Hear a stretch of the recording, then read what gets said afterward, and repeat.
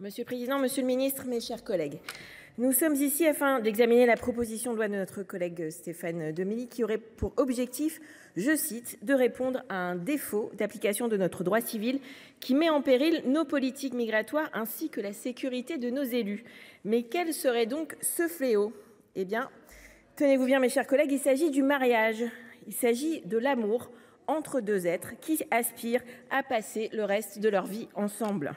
Vous prétendez donc vouloir assurer la sécurité de nos élus. Mais avec ce texte, vous ferez tout le contraire.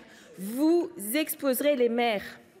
Puisque les maires et officiers d'état civil seront incités à sortir de leur seule mission, la célébration des mariages, pour devenir les acteurs du contrôle de l'immigration. Ce n'est pas leur rôle.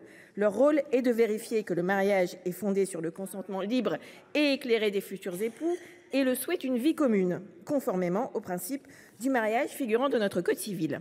Pour revenir sur le cas particulier du maire d'Aumont dans le Nord, ce dernier a décidé d'aller contre la décision du procureur et contre la loi. Il a choisi délibérément de ne pas marier un couple malgré la validation du procureur, s'exposant ainsi à des menaces. Est-ce là le rôle du maire ? Je ne le crois pas. C'est également créer une charge de travail en plus pour le maire et ses services qui devront vérifier la régularité du séjour, alors que nous savons tous à quel point ils sont déjà constamment sollicités. Concernant le fond de la proposition de loi, qui a le mérite d'être courte avec son article unique, le mariage ne peut être contracté par une personne séjournant de manière irrégulière sur le territoire national. Cette mesure est contraire à la Déclaration des droits de l'homme et du citoyen ainsi qu'à la Convention européenne des droits de l'homme. Excusez-nous du peu. Ainsi, dans sa décision du 20 novembre 2003, le Conseil constitutionnel a considéré que la liberté du mariage est une composante de la liberté personnelle protégée par les articles 2 et 4 de la Déclaration de 1789. Aussi, le caractère irrégulier du séjour d'un étranger ne peut faire obstacle au mariage de l'intéressé. Ce texte viendrait d'ailleurs violer la liberté individuelle de se marier des deux mariés, le conjoint étranger, mais aussi le conjoint français.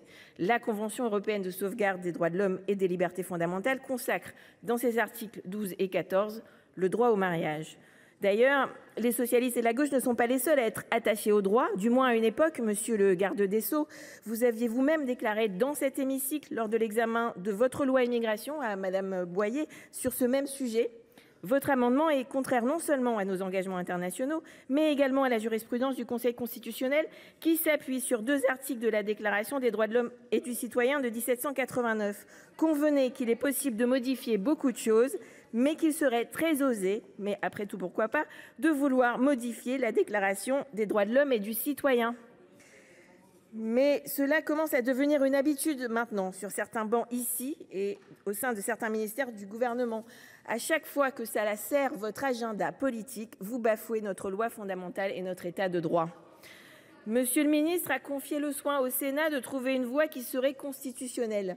Mais il n'y en a pas. Il n'y en a pas car la liberté matrimoniale est une liberté constitutionnelle. Cette proposition de loi est contraire à la Constitution, tout comme les amendements proposés par le rapporteur. Nous le disons et le répétons, mais la situation irrégulière d'un des mariés ne peut empêcher la célébration du mariage.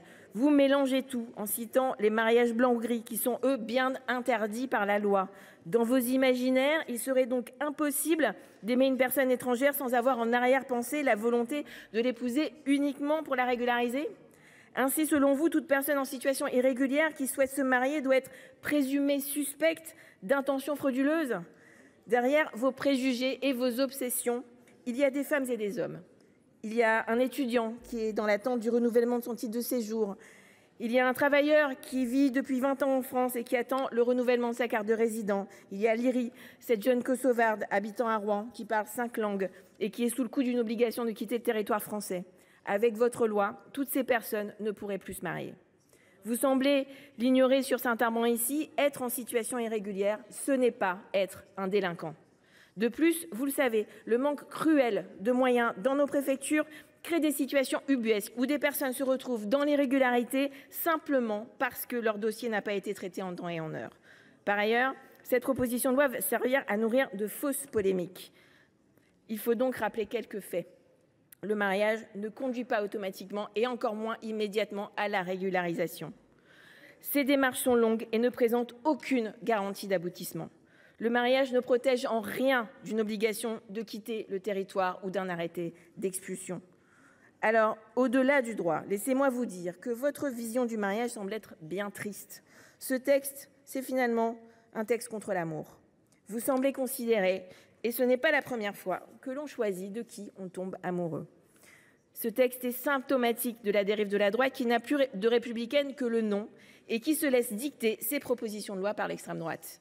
Cette proposition de loi arrive après l'expression empruntée à Jean-Marie Le Pen lui-même de submersion migratoire, après la circulaire Retailleau visant à durcir la régularisation des sans-papiers, après les attaques constantes et répétées contre l'aide médicale d'État, après la remise en cause du droit du sol à Mayotte. Cette proposition de loi arrive également avant un texte qui vise à créer une condition de durée de résidence pour le versement de certaines prestations sociales.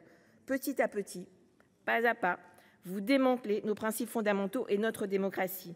Face à vous, nous demeurons les seuls garants des valeurs républicaines. Et vous l'aurez compris, pour toutes ces raisons, le groupe socialiste votera contre ce texte qui est contre la Constitution et contre l'amour.